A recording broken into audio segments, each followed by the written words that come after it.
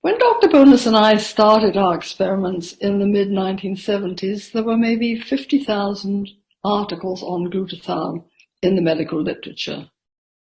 Today there are at least 3 times that many, the gist of which is summarized elegantly in the new edition of Dr. Gutman's book on glutathione.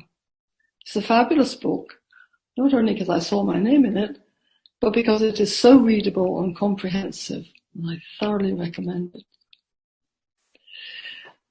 Now, back to the 1970s. As most of you know, we found that a specially prepared whey protein isolate, now called ImmunoCal, when fed to mice, enabled them to make a stronger immune response, and they also showed greater resistance to infections like salmonella, which is food poisoning, or pneumococcus. And in addition, these mice were protected against developing cancer, and they lived longer. So there was an anti-cancer, anti-aging effect as well. Now, all these findings were very exciting, but we didn't know what in the ImmunoCal was responsible for these effects. Then by chance, one day, Dr. Bonas happened to be talking to a colleague in the Department of Surgery where he worked at McGill, who said to him, "I think we're looking at glutathione." We had never even heard of glutathione. However, we soon learned that glutathione is a very important substance found in every cell in the body, in the plant and animal kingdom, even in microorganisms and fungi. And it has multiple functions, and as we learned later, it's especially important for the immune system. And we showed that mice fed ImmunoCal indeed had not only an enhanced response, but also they developed increased glutathione levels in their tissues, while the control mice fed a placebo diet did not. And later on, Dr. Lanz extended this finding to humans. He showed that when healthy young adults were fed ImmunoCal for 3 months, the glutathione values in their lymphocytes rose by 35%. Now, glutathione is generally made inside the cells from 3 amino acids. 2 of them, glutamine and glycine, are plentiful in the body and in the food we eat. But the third one, cysteine, is not. It is easily damaged by heat or mechanical stress, so is mostly the best sources are raw foods, raw meat, raw eggs, raw milk, and so forth. So it's the availability of cysteine that limits the ability of a cell to make glutathione. Very important. Now, ImmunoCal is a rich source of cysteine, so the explanation of our findings was that Immunotec provided the cysteine needed to make glutathione, and this enabled the immune system to reach its full potential. Now, as I've already indicated, glutathione carries out many vital functions in the body. First of all, it is the master antioxidant. We all know about the importance of antioxidants, and many people take supplements like vitamin C or vitamin E, or eat foodstuffs rich in antioxidants like blueberries, or drink red wine, which apparently has lots of antioxidants in it. But by far the most important antioxidant in the body is glutathione. Now, the reason we need antioxidants is because there are a number of oxidative species continually being produced in the cells, and these are commonly called antioxidants or free radicals. These are highly reactive and will damage a cell component in a matter of microseconds if they're not inactivated by an antioxidant, usually glutathione. which then gets regenerated. So when the number of free radicals is high, and there's not enough glutathione to take care of them, this leads to what we call oxidative stress. The cell functions poorly and may even succumb. You may wonder where these free radicals come from.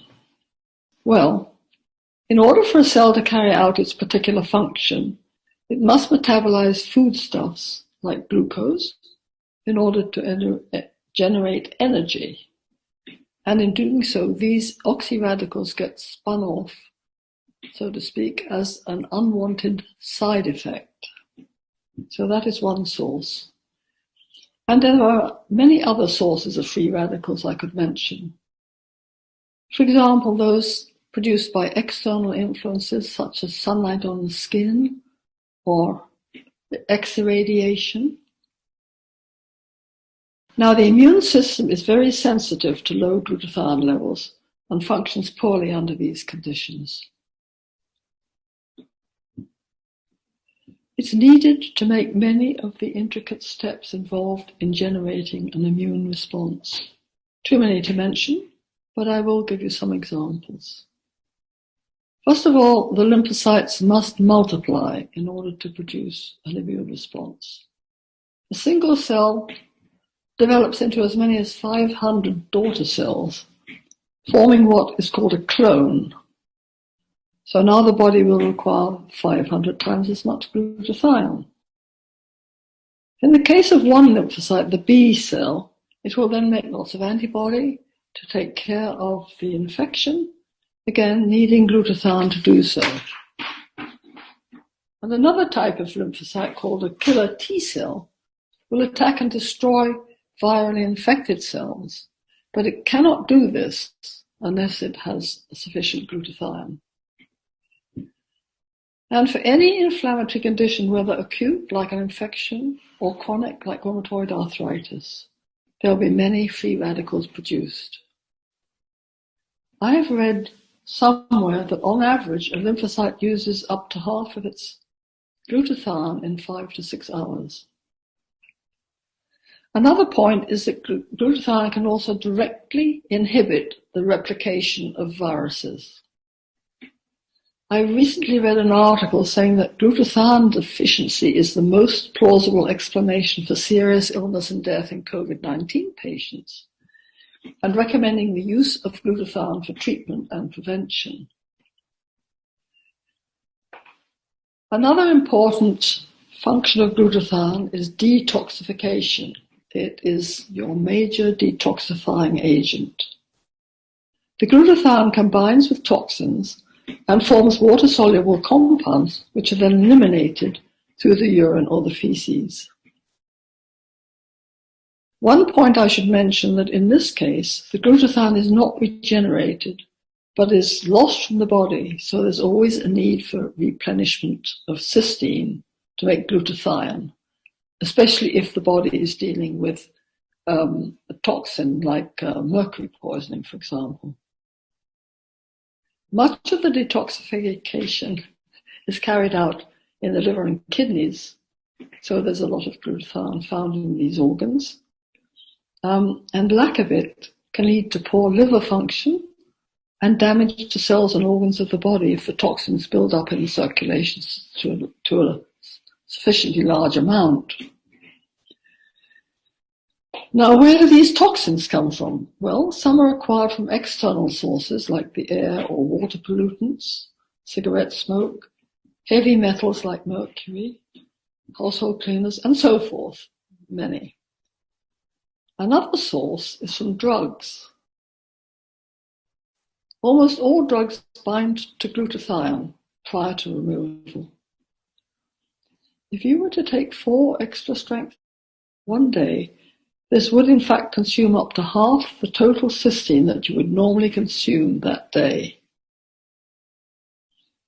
Other toxins are produced by the body, such as hormones, estrogen, and so forth. So, to conclude briefly, glutathione is your body's most important antioxidant, detoxifying agent, and needed to support the immune system to allow it to reach its full potential. So taking Immunocal has many benefits.